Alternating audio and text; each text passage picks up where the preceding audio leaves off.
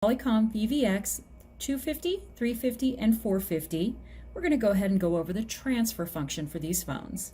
As you can see, there's an active call on this phone now. So to transfer, you do have three options.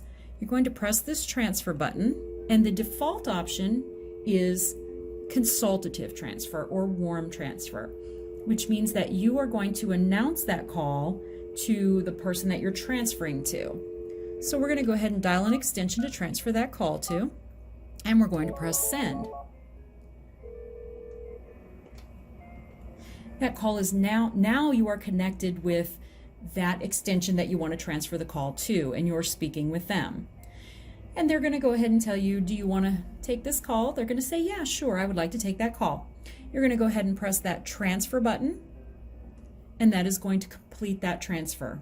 Now that call has been transferred to the extension that the original caller wanted to speak to.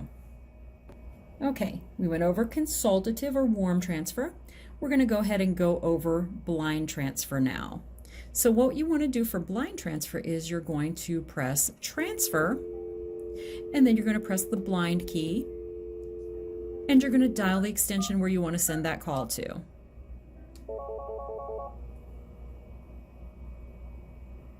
Okay, that's going to send that caller right to the other person, and the person that you're transferring the call to is going to see the original caller's caller ID.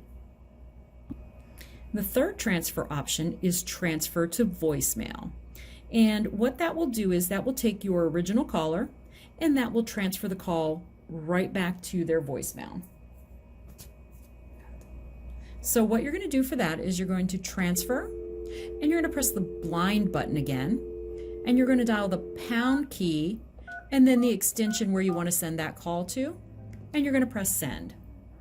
That transfers the call right to the other person's voicemail without ringing their phone at all. So those are the transfer options.